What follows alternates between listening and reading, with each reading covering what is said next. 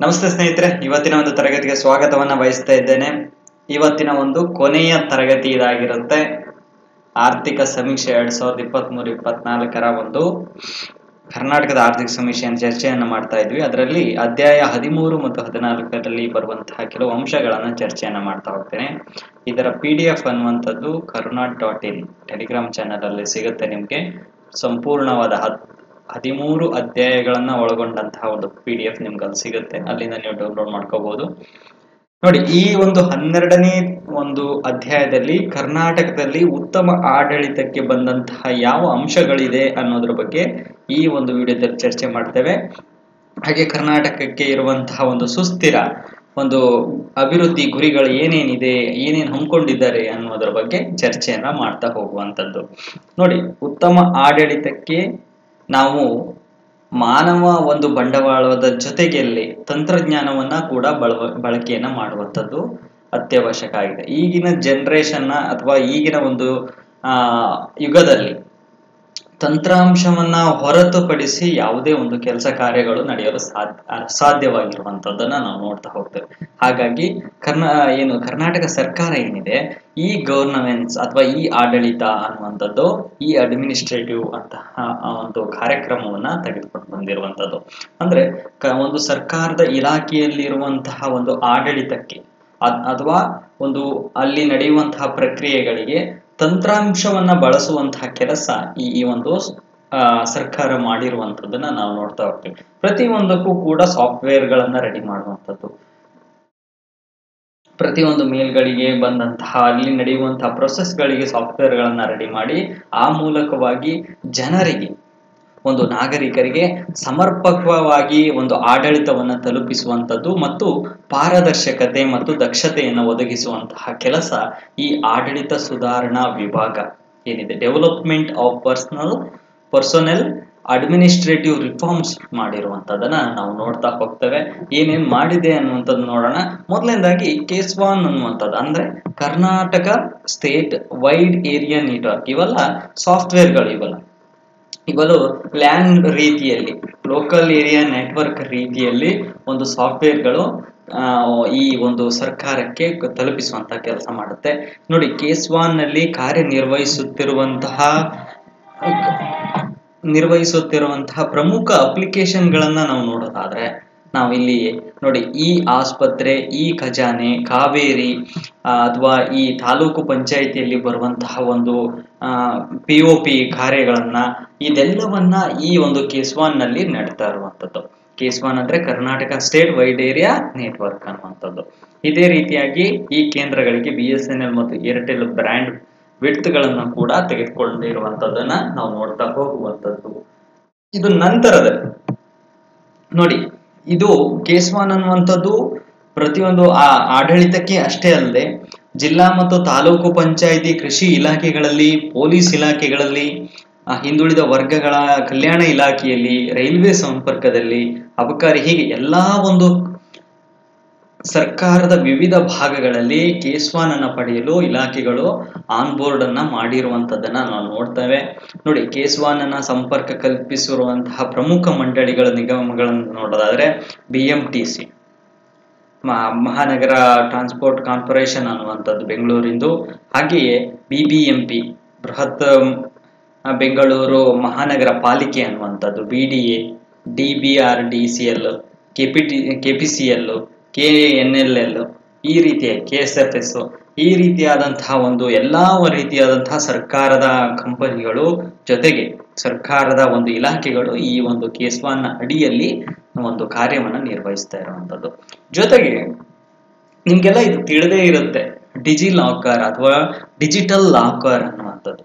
ಯಾಕೆಂದ್ರೆ ಈ ಕಾಗದ ರಹಿತವಾದಂತಹ ಆಡಳಿತ ದೃಷ್ಟಿಗೆ ಉತ್ತೇಜನ ಕೊಟ್ಟು ನಾಗರಿಕರ ಪ್ರಮುಖ ಮತ್ತು ಅಗತ್ಯ ದಾಖಲೆಗಳನ್ನ ಯಾವುದೇ ಒಂದು ಸಮಯದಲ್ಲಾದ್ರೂ ಎಲ್ಲಾದ್ರೂ ಕೂಡ ಒಂದು ನೆರವನ್ನ ಪಡೆಯಲು, ಈಗ ನಾವು ಯಾವುದೋ ಒಂದು ಕಚೇರಿಗೆ ಹೋಗಿರ್ತೇವೆ, ಮನೆಯಲ್ಲಿ ಒರಿಜಿನಲ್ ಅಥವಾ ಒಂದು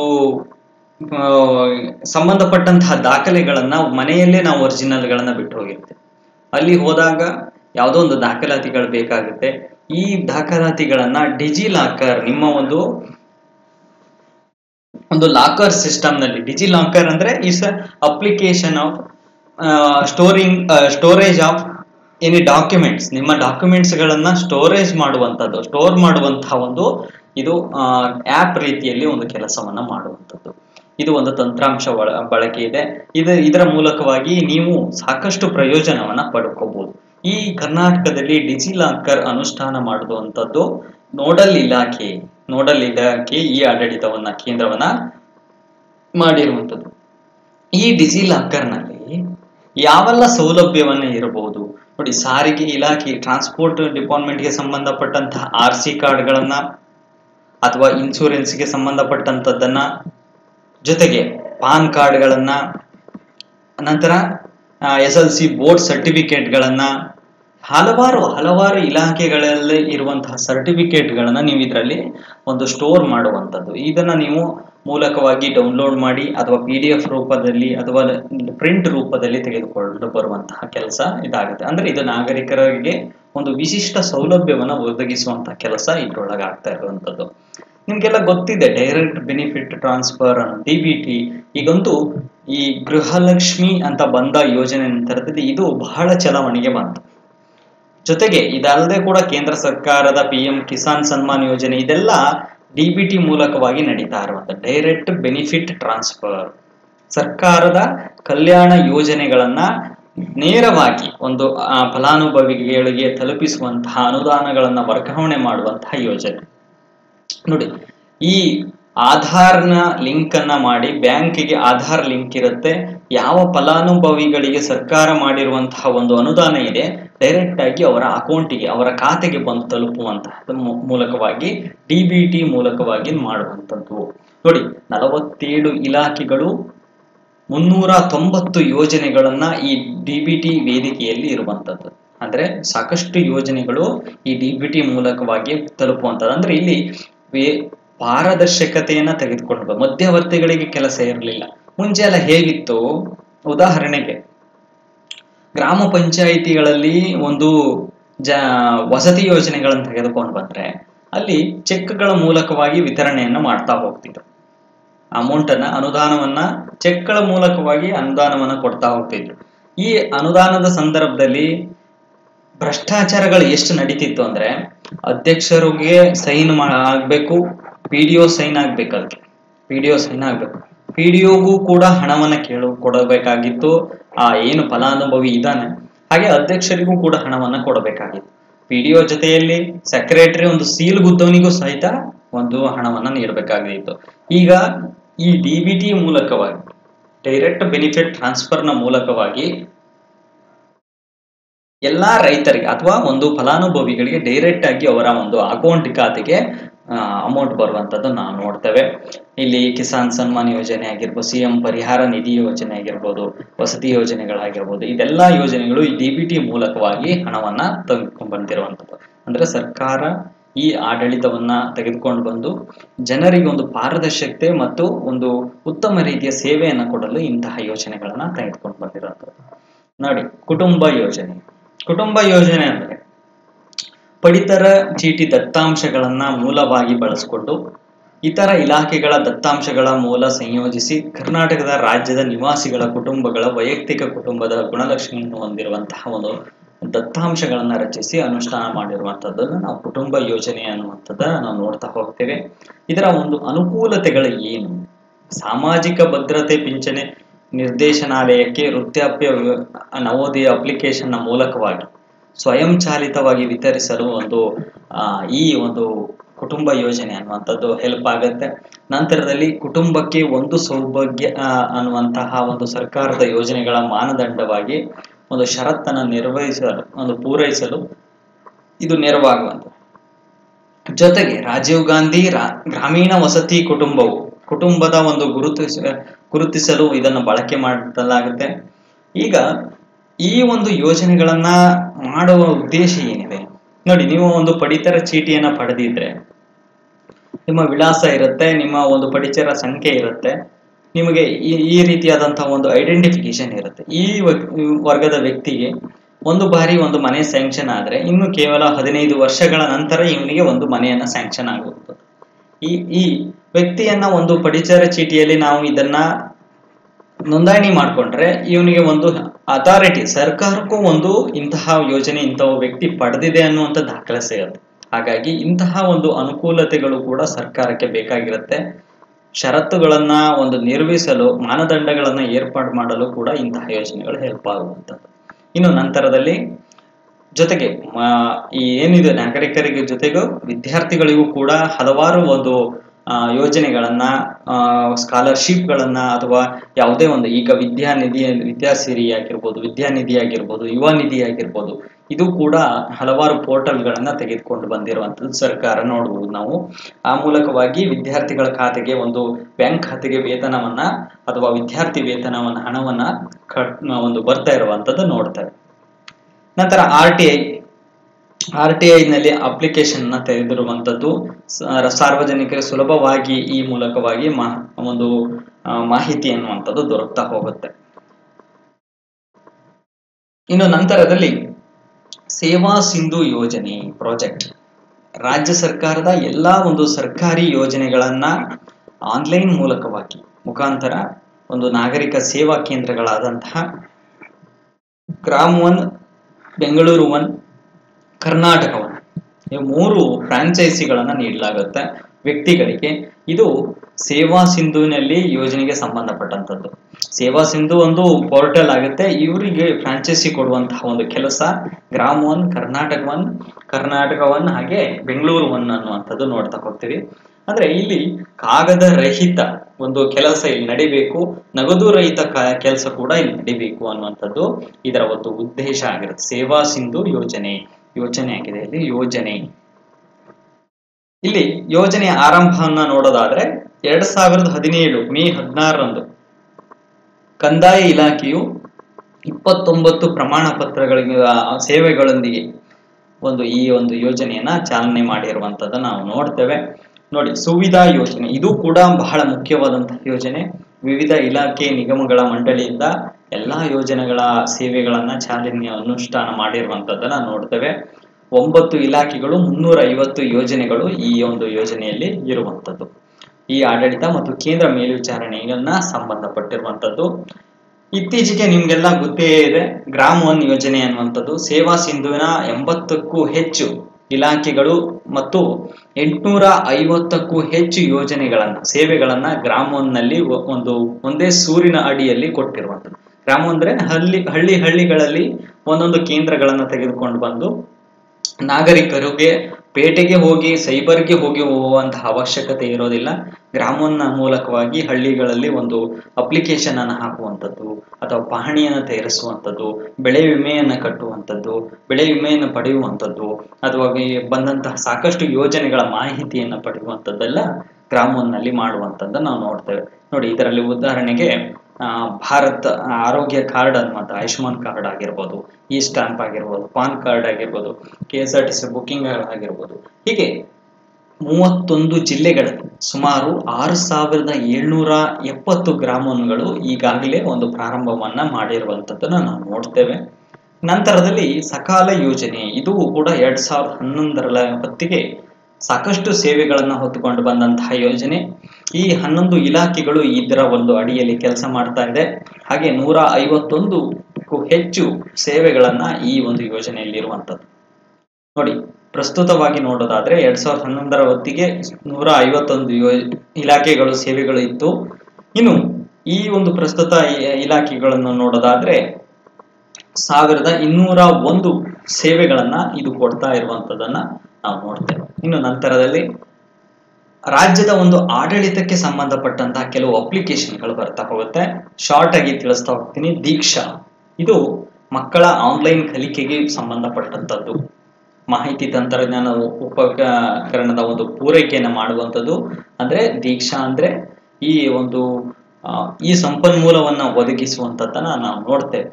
ಇದರಲ್ಲಿ ಆನ್ಲೈನ್ ಮಕ್ಕಳಿಗೆ ಒಂದು ಆನ್ಲೈನ್ ಕಲಿಕೆಗೆ ಸಂಬಂಧಪಟ್ಟಂತಹ ಆ್ಯಪ್ ಆಗಿರುತ್ತೆ. ಈ ಜನ್ಮ ಅಂದ್ರೆ ಜನನ ಮತ್ತು ಮರಣ ಪತ್ರಗಳನ್ನ ನೋಂದಣಿ ಮಾಡುವಂತಹ ಒಂದು ಕೆಲಸ ಇದರಲ್ಲಿ ಆಗುತ್ತೆ. ಸೇವಾ ಸಿಂಧು ಮತ್ತು ಗ್ರೌಂಡ್ ಕೇಂದ್ರಗಳಲ್ಲಿ ಇದನ್ನ ಪಡಿಬಹುದು. ಆದ್ರೆ ಇಲ್ಲಿ ಯಾವ ರೀತಿ ಪ್ರಮಾಣ ಪತ್ರ ಪಡಿಬೇಕು ಅಂದ್ರೆ ನೋಂದಣಾಧಿಕಾರಿ ಮತ್ತು ಉಪ ನೋಂದಣಾಧಿಕಾರಿಯ ಒಂದು ಡಿಜಿಟಲ್ ಸಹಿ ಇದ್ರೆ ಮಾತ್ರ ಇಲ್ಲಿ ನೀವು ಇದನ್ನ ಪಡಿಬಹುದು ಅನ್ನುವಂಥದ್ದು. ಇನ್ನು ಸ್ಪಂದನ ಅನ್ನುವಂಥದ್ದು, ಸ್ಪಂದನ ಅಂದ್ರೆ ಅಂಬೇಡ್ಕರ್ ಅಭಿವೃದ್ಧಿ ನಿಗಮದಿಂದ ಬಂದಂತಹ ಪರಿಶಿಷ್ಟ ಜಾತಿ ಕಲ್ಯಾಣದ ಯೋಜನೆ ಅಡಿಯಲ್ಲಿ ಒಂದು ಹಣವನ್ನ ನೇರವಾಗಿ ಆ ಖಾತೆಗೆ ವರ್ಗಾಯಿಸುವಂಥದ್ದು ಸ್ಪಂದನ ಒಂದು ಯೋಜನೆಯಲ್ಲಿ. ಚೈಲ್ಡ್ ಟ್ರ್ಯಾಕಿಂಗ್ ಸಿಸ್ಟಮ್ ಭಾಗ್ಯಲಕ್ಷ್ಮಿ ಯೋಜನೆಯಡಿಯಲ್ಲಿ ಫಲಾನುಭವಿಗಳಿಗೆ 18 ವರ್ಷವನ್ನ ತುಂಬಿದಂತಹ ಒಂದು ಮಕ್ಕಳಿಗೆ ಎಷ್ಟು ಮೆಚುರಿಟಿ ಅಮೌಂಟ್ ಸಿಗುತ್ತೆ, ನನ್ನ ಪಾಲಿಸಿ ಏನು ಹೇಳುತ್ತೆ, ಇದರೆಲ್ಲ ಮಾಹಿತಿಯನ್ನ ಚೈಲ್ಡ್ ಟ್ರ್ಯಾಕಿಂಗ್ ಸಿಸ್ಟಮ್ ನಲ್ಲಿ ನಾವು ನೋಡುವಂಥದ್ದು. ಹಾಗೆ ಗಾಂಧಿ ಸಾಕ್ಷಿ ಕಾಯಕ ತಂತ್ರಾಂಶ ಅನ್ನುವಂಥದ್ದು ಸಾರ್ವಜನಿಕ ಒಂದು ಕಾರ್ಯಕ್ರಮಗಳ ಅನುಷ್ಠಾನದಲ್ಲಿ ಪಾರದರ್ಶತೆಯನ್ನು ತೆಗೆದುಕೊಂಡು ಬರೋದು ಅಥವಾ ಹಣ ದುರುಪಯೋಗವನ್ನ ಪಡೆದುಕೊಂಡಂತಹ ಮಾಹಿತಿ, ಇದರಲ್ಲೆಲ್ಲ ಈ ಗಾಂಧಿ ಸಾಕ್ಷಿ ಕಾಯಕ ತಂತ್ರಾಂಶದಲ್ಲಿ ನಾವು ಗಮನಿಸ್ತಾ ಹೋಗ್ತೇವೆ. ಜೊತೆ ಮಹಿಳೆಯರಿಗೂ ಕೂಡ ಒಂದು ಸುರಕ್ಷತೆಯ ನಿಟ್ಟಿನಿಂದ ಕೆಲವು ಆ್ಯಪ್ಗಳು ಬಂದಿರುವಂಥದ್ದು. ಸುರಕ್ಷಾ ಆ್ಯಪ್ ಕರ್ನಾಟಕ ರಾಜ್ಯ ಪೊಲೀಸ್ ಇಲಾಖೆ ಇದನ್ನ ಜಾರಿ ತಂದಿರುವಂತದ್ದನ್ನು ನಾವು ನೋಡ್ತೇವೆ. ಇನ್ನು ಭೂಮಿ ಅನ್ನುವಂಥದ್ದು ನಿಮ್ಗೆಲ್ಲ ಗೊತ್ತಿದೆ, ಭೂಮಿ ದಾಖಲೆಗಳನ್ನ ನಾವು ನೋಡ್ತಾ ಬರ್ತೀವಿ. ಅದರಲ್ಲಿ ನಂತರ ಆಸ್ತಿ ನೋಂದಣಿಗಾಗಿ ಕಾವೇರಿ 2 ತಂತ್ರಾಂಶ, ಇದರ ಮೂಲಕವಾಗಿ ನಿಮ್ಮ ಆಸ್ತಿ ನಿಮ್ಮ ಭೂ ದಾಖಲೆಗಳನ್ನ ನೀವು ಇದರಲ್ಲಿ ನೋಡ್ಕೋಬಹುದು. ಜೊತೆಗೆ ಪಹಣಿಗಳನ್ನ ತೆಗೆದುಕೊಳ್ಳುವಂತಹದ್ದು ಅಥವಾ ಪಹಣಿಗಳನ್ನ ಒಂದು ಅಪ್ಲಿಕೇಶನ್ ಹಾಕುವಂತಹ ಕೆಲಸ, ಇದೆಲ್ಲ ಈ ಒಂದು ಕಾವೇರಿ 2 ತಂತ್ರಾಂಶದಲ್ಲಿ ನಡೆಯುವುದು. ಇನ್ನು ವಾಟ್ಸಪ್ ಪೋರ್ಟಲ್ಗಳು ಬಂದಿರುವಂತದ್ದು, ಅಂದ್ರೆ ಪಂಚಮಿತ್ರ ವಾಟ್ಸಪ್ ಪೋರ್ಟಲ್ ಏನ್ ಕೆಲಸ ಮಾಡುತ್ತೆ ಅಂದ್ರೆ, ಇದು ಗ್ರಾಮ ಪಂಚಾಯಿತಿ ಮಟ್ಟದಲ್ಲಿ ನಾನಾ ಇಲಾಖೆಗಳಿಂದ ಸುಮಾರು 89ಕ್ಕೂ ಸೇವೆಗಳ ಅಡಿಯಲ್ಲಿ ಪಂಚಾಯಿತಿ ವ್ಯವಸ್ಥೆಯಲ್ಲಿರುವಂತಹ ಕುಂದುಕೊರತೆಗಳು ಅಹವಾಲುಗಳನ್ನ ಪಂಚಮಿತ್ರ ಒಂದು ಪೋರ್ಟಲ್ ಮೂಲಕವಾಗಿ ವಾಟ್ಸಪ್ ಚಾಟ್ ಮೂಲಕವಾಗಿ ಡಿಜಿಟಲ್ ವೇದಿಕೆಗೆ ತರುವಂತಹ ಕೆಲಸವನ್ನ ಈ ಕರ್ನಾಟಕ ಸರ್ಕಾರ ಮಾಡಿರುತ್ತೆ. ಇನ್ನು ಇದಾದ ನಂತರದಲ್ಲಿ ನಾವು 13ನೇ ಅಧ್ಯಾಯಕ್ಕೆ ಹೋಗ್ತೇವೆ. ಕರ್ನಾಟಕದ ಸುಸ್ಥಿರ ಅಭಿವೃದ್ಧಿ ಕಾರ್ಯಕ್ರಮಗಳು, ನಾವು ಅದನ್ನ ನೋಡ್ತಾ ಹೋಗ್ತೇವೆ. ಇಲ್ಲಿ ಕರ್ನಾಟಕ ಸಸ್ಟೈನೇಬಲ್ ಡೆವಲಪ್ಮೆಂಟ್ ಗೋಲ್ಸ್ ಗಳನ್ನ ನೋಡೋದಾದ್ರೆ ನೋಡಿ, 8 ಅಭಿವೃದ್ಧಿ ಗುರಿಗಳನ್ನ ಹೊಂದಿರುವಂಥದ್ದು. ಬಹಳ ಮುಖ್ಯವಾಗಿ ಬಡತನ ಮತ್ತು ಹಸಿವು ನಿರ್ಮೂಲನೆಯನ್ನ ಮಾಡುವಂಥದ್ದು, ಪ್ರಾಥಮಿಕ ಶಿಕ್ಷಣಕ್ಕೆ ಸಾರ್ವತ್ರಿಕಗೊಳಿಸುವಂತಹ ಕೆಲಸ, ಲಿಂಗ ಸಮಾನತೆ ಮತ್ತು ಮಹಿಳಾ ಸಬಲೀಕರಣಕ್ಕೆ ಉತ್ತೇಜನವನ್ನು ನೀಡುವಂಥದ್ದು, ಒಂದು ಶಿಶು ಮರಣ ದರವನ್ನು ಕಡಿಮೆ ಮಾಡುವಂಥದ್ದು, ಹಾಗೆಯೇ ಉತ್ತಮ ಆರೋಗ್ಯ ಸೌಲಭ್ಯವನ್ನು ಒದಗಿಸುವಂಥದ್ದು, ಮಾತೃತ್ವ ಆರೋಗ್ಯವನ್ನ ಕಾಪಾಡುವಂತಹ ಒಂದು ಕೆಲಸ ಮಾಡಲಾಗುತ್ತೆ. HIV, ಏಡ್ಸ್, ಮಲೇರಿಯಾ ಇಂತಹ ಮಾರಕ ರೋಗಗಳ ಒಂದು ನಿರ್ಮೂಲನೆಯನ್ನ ಮಾಡುವಂಥದ್ದು, ಜೊತೆಗೆ ಪರಿಸರವನ್ನ ಕಾಪಾಡುವಂಥದ್ದು ಮತ್ತೆ ಅಭಿವೃದ್ಧಿಗೆ ಜಾಗತಿಕ ಸಹಭಾಗಿತ್ವವನ್ನ ಬೆಳೆಸುವಂಥದ್ದು. ಇದೆಲ್ಲ ಕೂಡ ಸಹಸ್ರಮಾನದ 8 ಗುರಿಗಳನ್ನ ನಾವು ಕರ್ನಾಟಕದ ಒಂದು ಸಮೀಕ್ಷೆಯಲ್ಲಿ ಸಸ್ಟೈನಬಲ್ ಗೋಲ್ಸ್ ಅದರಲ್ಲಿ ನಾವು ನೋಡ್ತಾ ಬರ್ತೇವೆ. ಇಲ್ಲಿ 5 ಉತ್ತೇಜಿತ ಕ್ಷೇತ್ರಗಳನ್ನ ನಾವು ನೋಡ್ತಾ ಬರ್ತೇವೆ. ಯಾವುದು 5 ಉತ್ತೇಜಿತ? 5 Ps ಅಂತ ಕರೀತೇವೆ ನಾವು. People, planet, prosperity, peace and partnerships. ಅಂದ್ರೆ ಜನತೆ, ಪೀಪಲ್ ಅಂದ್ರೆ ಜನತೆ, ಮಾನವ ಅಭಿವೃದ್ಧಿ, ಸಾಮಾಜಿಕ ಅಭಿವೃದ್ಧಿ, ಸುಸ್ಥಿರ ಮತ್ತು ಜೀವನೋಪಾಯ ಮತ್ತು ಸುಸ್ಥಿರ ಪರಿಸರವನ್ನ ಕಾಪಾಡುವಂಥದ್ದು. ಇದು ಕೂಡ ನಮ್ಮ ಗುರಿಯನ್ನ ಹೊಂದಿರುವಂಥದ್ದು. ಜೊತೆಗೆ ಪ್ಲಾನೆಟ್ ಅಂತ ಕರೀತೇವೆ ನಾವು, ಅಂದ್ರೆ ಭೂಗ್ರಹದಲ್ಲಿ ಇರುವಂತಹ ಒಂದು ನೈಸರ್ಗಿಕ ಸಂಪನ್ಮೂಲಗಳ ಒಂದು ನಿರ್ವಹಣೆಯನ್ನ ಮಾಡಬೇಕು. ಮತ್ತೆ ಹವಾಮಾನ ಮತ್ತು ಇತ್ತೀಚೆಗೆ ಆಗುವಂತಹ ಮಾಲಿನ್ಯಗಳನ್ನು ಒಂದು ತಡೆಗಟ್ಟುವಂತಹ ಕೆಲಸ ಮಾಡಬೇಕು. ಅದರ ನಿಟ್ಟಿನಲ್ಲಿ 5 Ps ಅಲ್ಲಿ 2ನೇ P ಅನ್ನ ನಾವು ನೋಡುವಂಥದ್ದು. ಇನ್ನು 3ನೇ ಪ್ರಾಸ್ಪೆರಿಟಿ ಅನ್ನುವಂಥದ್ದು, ಸಮೃದ್ಧಿ ಅನ್ನುವಂಥದ್ದು. ಇಲ್ಲಿ ಸಾಮಾಜಿಕ, ಆರ್ಥಿಕ ಮತ್ತು ತಾಂತ್ರಿಕ ಪ್ರಗತಿಗಳನ್ನ ಸಾಧನೆ ಮಾಡಬೇಕು ಅನ್ನುವಂಥದ್ದನ್ನ ನಾವು ನೋಡ್ತೇವೆ. ಪೀಸ್ ಅನ್ನುವಂಥದ್ದು 5 P ಅಲ್ಲಿ 4ನೇ P ಶಾಂತಿ, ನ್ಯಾಯ ಮತ್ತು ಅಂತರ್ಗತ ಸಮಾಜವನ್ನ ನಿರ್ಮಾಣ ಮಾಡಬೇಕು. ನಂತರ ಲಾಸ್ಟ್ ಕೊನೆಯದಾಗಿ ಪಾರ್ಟ್ನರ್ಶಿಪ್ ಅಂದ್ರೆ ಪಾಲುದಾರಿಕೆ, ಸಹಭಾಗಿತ್ವ, ಸ್ಫೂರ್ತಿ, ಅಂತರ್ಗತವಾಗಿ ಒಂದು ಕೆಲಸಗಳು ನಡಿಬೇಕು ಅನ್ನುವಂಥರ ಬಗ್ಗೆ ತಿಳಿಸುತ್ತೆ. ಇನ್ನು ನಂತರದಲ್ಲಿ ನೀತಿ ಆಯೋಗದ ಒಂದು ಸುಸ್ಥಿರ ಅಭಿವೃದ್ಧಿ ನೋಡಲ್ ಸಂಸ್ಥೆ ಏನಿದೆ, ಅದು ಒಂದು ಗುರಿಗಳ ಅನುಷ್ಠಾನದ ಹೊಣೆಗಾರಿಕೆಯನ್ನು ಹೊಂದಿರುವಂಥದ್ದು ನಾವು ನೋಡ್ತೇವೆ. ಅಂಕಿ ಅಂಶಗಳ ಮತ್ತು ಕಾರ್ಯಕ್ರಮದ ಅನುಷ್ಠಾನವನ್ನ ಜವಾಬ್ದಾರಿಯನ್ನು ಹೊಂದಿರುವಂಥದ್ದನ್ನ ನಾವು ನೋಡ್ತೇವೆ. ಜೊತೆಗೆ 2018ರಲ್ಲಿ 306 ರಾಷ್ಟ್ರೀಯ ಸೂಚಕಗಳನ್ನ ಅಭಿವೃದ್ಧಿಪಡಿಸಿರುವಂತದ್ದನ್ನು ಕೂಡ ನಾವೊಂದು ಈ ನೀತಿ ಆಯೋಗದ ವರದಿಯಲ್ಲಿ ಗಮನಿಸುವಂತದ್ದು. ನೋಡಿ, ನಂತರದಲ್ಲಿ ಸುಸ್ಥಿರ ಅಥವಾ ವಿಶ್ರಾಂತ ಪೋಷಣೆಯ ಬೆಳವಣಿಗೆಗೆ ಸಂಬಂಧಪಟ್ಟ ಮಾಹಿತಿ ಬಂದಿರುವಂತದ್ದು. ಅಭಿವೃದ್ಧಿ ಕಲ್ಪನೆ ಶ್ರೀಮತಿ ಬ್ರಾಟ್ಲ್ಯಾಂಡ್ ಅವರು 1997ರಲ್ಲಿ ಸೂಪರ್ ಅಭಿವೃದ್ಧಿ ಅಂದರೆ ದೇಶದ ಪೀಳಿಗೆಯ ಅಗತ್ಯತೆಯೊಂದಿಗೆ ಯಾವುದೇ ಒಪ್ಪಂದ ಮಾಡಿಕೊಳ್ಳದೆ ಇಂದಿನ ಪೀಳಿಗೆಗೆ ಒಂದು ಜನರ ಅಗತ್ಯತೆಗಳನ್ನ ಈಡೇರಿಸುವಂತದ್ದು. ನೋಡಿ, ಜನರ ಅಗತ್ಯತೆಗಳು ಏನೇನಿದೆ, ಈಗ 5 Psಗಳನ್ನ ನೋಡಿದ್ವಿ ನಾವು. ಅದಕ್ಕೆ ಸಂಬಂಧಪಟ್ಟಂತಹ ಕೆಲಸಗಳನ್ನ ತೆಗೆದುಕೊಂಡು ಬರುವಂತದ್ದು ಸರ್ಕಾರದ ಒಂದು ಗುರಿಯಾಗಿರುತ್ತೆ. ನಂತರ ಭಾರತದ ಒಂದು ಸುಸ್ಥಿರ ಅಭಿವೃದ್ಧಿ ಅನುಷ್ಠಾನದ ನೋಡಲ್ ಏಜೆನ್ಸಿ ಏನಿದೆ, ಇದು ಕೆಲಸ ಮಾಡುವಂತದ್ದನ್ನ ನಾವು ನೋಡ್ತೇವೆ.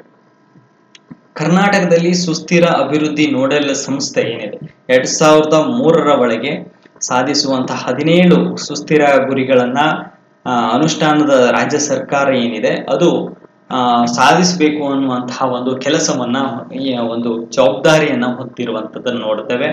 ಜೊತೆಗೆ ಅನುಷ್ಠಾನಕ್ಕೆ ಅಗತ್ಯವಿರುವಂತಹ ಉಸ್ತುವಾರಿ ನಿರ್ವಹಿಸಲು ರಾಜ್ಯ ಮಟ್ಟದ ಒಂದು ಸಮಿತಿಯನ್ನ ನೇಮಕ ಮಾಡಬೇಕು. ಈ ಗುರಿಗಳನ್ನ ಆದಷ್ಟು ಒಂದು ಕಡಿಮೆ ಅವಧಿಯಲ್ಲಿ ಒಂದು ಮುಗಿಸುವಂತಹ ಕೆಲಸ ಆಗ್ಬೇಕು ಅನ್ನುವಂಥದ್ದು ಈ ಒಂದು ಸಮಿತಿಯ ಒಂದು ವರದಿಯಾಗಿರುತ್ತೆ. ಇನ್ನೊಂದು ಅಂಶ ಬರ್ತೇವೆ ನಾವು, ಅವಲೋಕನ ತಂತ್ರಾಂಶ ಅನ್ನುವಂಥದ್ದು.